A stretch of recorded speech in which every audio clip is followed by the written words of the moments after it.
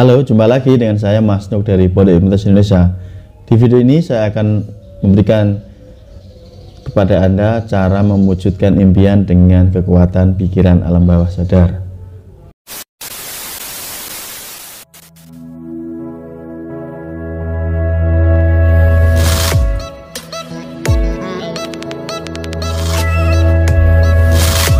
Ada sebuah cerita zaman dahulu, ada seseorang yang terjebak di dalam sebuah gudang pendingin ya.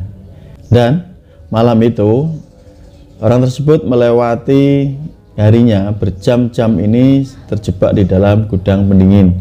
Namun yang tidak diketahui adalah ternyata walaupun dia terjebak di dalam gudang pendingin, ternyata pada saat dia terjebak, colokan listrik yang menghubungkan antara AC-nya ya, bahasa agamanya AC-nya ini dengan listriknya ini tidak tersambung ya, tidak tercolok.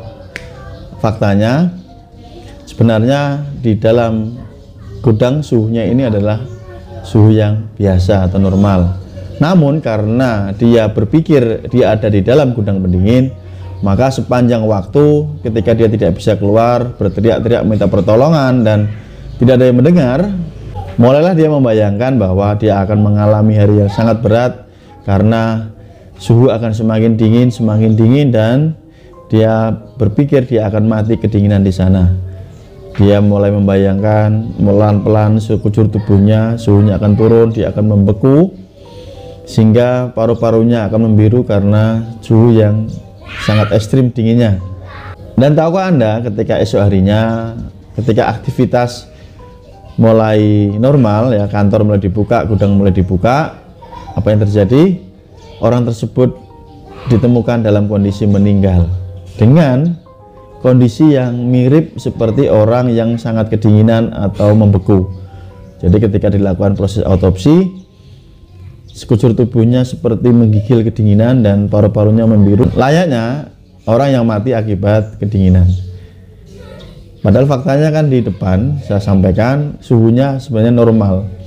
Hanya karena ketidaktahuan orang tersebut, dia masih berpikir dia ada di dalam gudang pendingin dan suhunya sangat dingin. Karena dia mempercayainya dan kejadiannya ini berjam-jam dan dia melakukan pengulangan di pikirannya, ini akan semakin dingin, semakin beku, dingin, beku, dan itu menjadi kenyataan. Mungkin dari beberapa penonton sudah pernah mendengar cerita ini karena cerita ini sangat populer dan ini memang diambil dari kisah nyata. Lalu yang kedua, jika Anda ingin membuktikan kekuatan pikiran bawah sadar ya, coba Anda tes mungkin ke teman-teman Anda bersekongkol ya, ini hanya ngetes saja. Saat ketemu teman Anda mungkin di kantor, Anda langsung bertanya ke dia, kenapa sih hari ini kok kamu tampak pucat? Kamu sakit ya? Enggak kok, saya biasa aja, sehat. Tapi kamu kayaknya pucat deh. Enggak, saya normal kok, saya sehat, nggak apa-apa. Nah, selang beberapa waktu ketemu temannya lagi, yang kedua mengatakan hal yang sama. Kamu pucat ya? Kenapa nih? Kayaknya kamu sakit. Coba kamu pulang aja deh istirahat. Enggak kok, saya nggak sakit, biasa. Nah, berlanjut ke orang ketiga, dia mulai berpikir, jangan-jangan memang saya sakit ya, jangan-jangan saya, mulai dia mencari tahu, dia mungkin pergi ke toilet ya, bercermin, melihat mukanya ya, dilihat-lihat apakah saya, nah mulai ada keraguan di sana.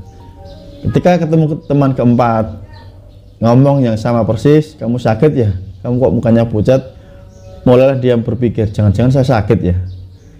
Dan selanjutnya ketika ketemu teman kelima, keenam, sampai teman ke-10 mengatakan seperti itu ke dia, bahwa dia tampak pucat dan sakit, hari itu dia akan kelihatan sangat pucat sekali dan lemah, lesu, letih karena dia mempercayai itu sakit. Padahal ini kan akal-akalan dari 10 temannya yang mengerjai dia. Paham maksud saya?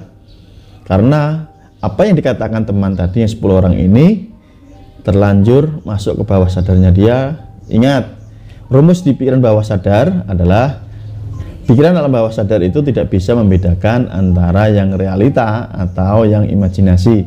Apapun yang masuk ke sana akan dianggap sebagai sebuah kebenaran. Jadi Sugesti teman-temannya tadi dianggap sebuah kebenaran di pikiran bawah sadarnya dia dan berimbas menjadi realita. Dia akan merasa sakit, pucat beneran, lemes, dan sebagainya.